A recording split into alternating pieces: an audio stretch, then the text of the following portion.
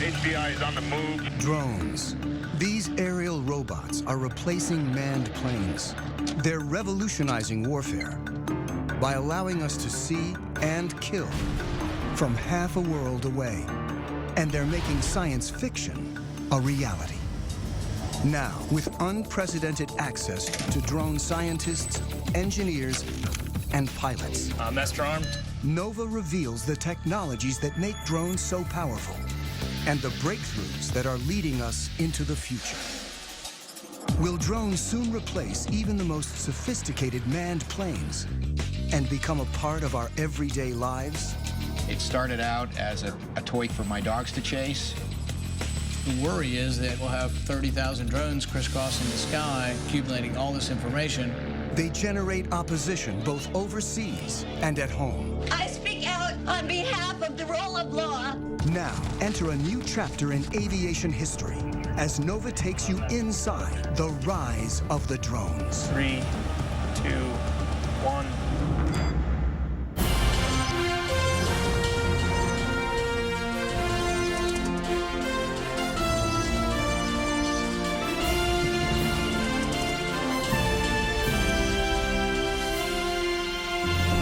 Major funding for NOVA is provided by the following. This is the ultimate melding of man and machine. The U.S. has more than 2,300 manned fighter planes. Tiger 2, Dark Star Pictures. And pilots like Matt McDonough have long been our heroes.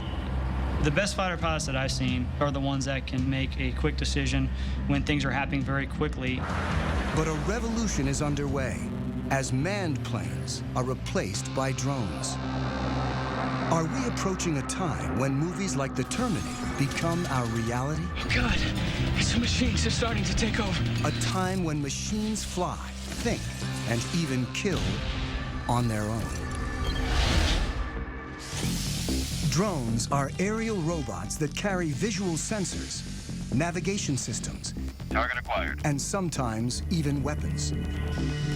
They come in all shapes and sizes and go by a variety of names. The United States Air Force uses the term remotely piloted aircraft. They are also known as unmanned aerial vehicles, or as the media likes to call them, drones. Already, the Pentagon relies on a family of more than 10,000 drones, usually to spy, but sometimes to kill. Small enough to fit in a soldier's backpack, the 3-foot-long Raven is the most widely used spy drone in the world.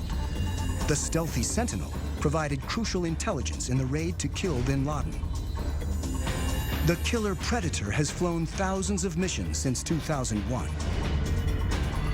And the giant Global Hawk can stay aloft and spy for up to 35 hours. The military uses drones to support troops on the ground. 20 seconds to The CIA maintains a covert drone program to find and target individuals. The government claims drones have helped to eliminate up to 70% of Al-Qaeda's top leadership. They've been so effective, the Air Force predicts nearly a third of its attack and fighter planes will be drones within a decade. Planes can fly longer, they can pull more Gs, they can be more precise when they bomb if a human is not in the cockpit. We're entering a new era when the supremacy of even the most advanced planes is being challenged as engineers take the pilot out of the cockpit. Holloman Air Force Base in southern New Mexico is the largest Air Force training base for operators of remotely piloted aircraft. My name is Chad. I'm a captain in the United States Air Force. For security reasons, we've been asked to cover our last names to prevent us from potentially becoming a target of any kind. Captain Chad has flown remotely piloted aircraft in combat for 3 years, and now teaches pilots to fly the world's most famous killer drone. It's known as the MQ-1, or more commonly, the Predator. The Predator has changed warfare, but it's just a hint of what's to come. Where we are in terms of unmanned aerial vehicles is about the same place we were with biplanes right after World War I. We are at the very, very early stages of realizing what the potential of unmanned aerial vehicles are. Unlike complex fighter planes that are engineered for speed and agility, the Predator is built for endurance, so it needs to be light and efficient. It's the weight of a pickup truck or so, about 2,000 pounds, and it's balanced pretty evenly on the wheels. And with one hand here, I can lift it up and set it back down. The propeller-driven Predator cruises at only 84 miles per hour, and its four-cylinder engine burns about 300 times less fuel than a fighter jet. I can't say exactly how long it can stay up, but it is possible to stay up over 24 hours.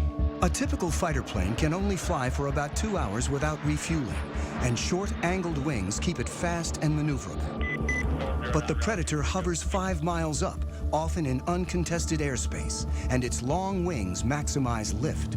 So as you can see, it's got some flex to it. With no pilot to protect, a remotely piloted aircraft is much lighter and simpler than a manned plane.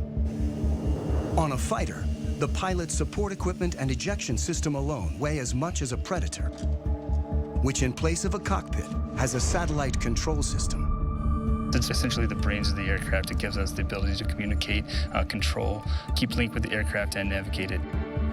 The Predator's sensor ball carries daylight and infrared cameras.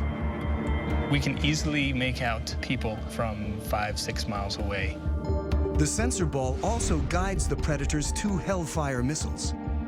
From right here, we fire the laser, and the laser spot hits the ground, and then once we fire the missile, this is the seeker, so this seeker will find that laser spot on the ground and travel to that spot, giving us a very precise capability of employing weapons. When conducting missions, remote pilots work out of small trailers on the ground. They control the Predator by satellite. This link is what makes it possible to take the human out of the cockpit and fly from virtually anywhere on the planet. It's tight, about the size of a normal shipping container. And a shift, it could be anywhere from 2 or 3 hours up to 8 or more hours, depending on the situation. From trailers like this, pilots of the Predator and its larger cousin, the Reaper, have killed thousands of individuals since 2001. In this clip from Iraq, a Predator pilot sees 2 insurgents firing mortars towards a coalition airbase. He tracks them and finally shoots. Flash. The pilot's role is to support troops on the ground and go after threats while trying to minimize civilian casualties. We got a new house coming out for you. With such high stakes, pilots like Chad need ongoing training. Today, he'll be flying the Reaper in an exercise 50 miles away in the New Mexico desert. All right, Greg, you're gonna be my HVI. I have Shadow on station. He's gonna be watching you. You're gonna be on a group of former soldiers working for a company called Rally Point will run an exercise in which Chad will hunt down insurgents in a mock village. We'll strike you there. Once you die, stay there, drive 2 will play insurgents, and 1 will be a soldier on the ground communicating with Chad. About to take off now, so we're gonna push the throttle up. And there we're up in the air. The training mission offers a rare glimpse into the mechanics of how the U.S. uses drones to support troops and prosecute its war on terror. The goal is to make it as realistic as possible so pilots can avoid mistakes when in battle. They should be checking in here probably in the next 20 minutes or so. It's going to be a MQ-9 Reaper. Check. If they're at 25,000 feet, which they generally work, we're not going to be able to see them at all. It takes about half an hour to reach the mock village. Drones like the Reaper can fly on their own using autopilot and preset GPS locations. But the Air Force still keeps human hands on the controls at all times. People have this concept of either it's a manned plane and the pilot's doing everything, or it's an unmanned plane and it's something out of the Terminator movies. The reality is It's in the middle right now for both the manned and the unmanned planes. Our mind tries to put it in terms of robot or human, but the reality is a mix. As Chad pilots the Reaper, his sensor operator, Jay, controls the cameras and lasers. On the ground, the fake insurgents enter the village as the Reaper hovers miles above. Bones 3-4, rally 20, stay status. Rally from Bones 3-4, we have eyes on the target. Chad gets direction from the soldier, whose handheld receiver and computer allow him to see what Chad sees. Rally 2-3, copy, stand by, getting word. Chad's call sign is Bones. The soldier goes by Rally. And Rally from Bones, we have 2 packs moving around inside the northwest corner of the compound. Bones 3-4 from rally 20, continue to shadow. The soldier directs Chad and Jay to follow an HVI, or high-value individual, dressed in black. Rally from Bones 3-4, looks like the one individual wearing black is now getting on the motorcycle and departing the group. Depending on the situation, the decision to kill comes from an intelligence officer who could be anywhere, a battle commander on the ground, or sometimes the pilot. Bones 3-4 from rally 20, looks like that personnel is stopping. Bones 3-4, that's a firm, that's what we got up here. All right, what I'd like to do is go ahead and prosecute 9-line Bravo 1. Copy, master armed. The sensor operator targets using the laser. This will be a run against the target under our crosshairs. 10 seconds to release. Sensor, you ready? Copy. 3, 2, 1, rifle. And Bones 3-4, weapons away. 25 seconds time of flight. The Predator uses laser-guided Hellfire missiles. The weapons that can be used operate with an error distance of less than 9 feet. You can put a weapon through a window-sized opening with ease. 5, 4, 3, 2, 1, splash. Rally Bones 09, firm. We have splash standby for BDA. And Bones rally looks like good splash. Copy, lasers off, and master arm is now safe. The efficiency of having a single craft able to find, follow, and eliminate a target like this in real time represents a revolution in warfare. Let's go back to the middle of the last century. During World War II, it took on the order of months to assemble intelligence from a variety of different sources, whether it be airborne, on the ground, to assimilate that information and then determine what targets might be hit. Then it took hundreds of aircraft and literally thousands of bombs to go out and attack a target using that information that had been developed over a period of months. Today, with the capabilities all wrapped up into one vehicle, the Predators and the Reapers in particular, you can accomplish that find, fix, finish cycle in a matter of single-digit minutes. Before the Predator, the military had to design separate aircraft for intelligence gathering and attack. Reconnaissance was key, and after World War II, engineers built ultra-sophisticated spy planes.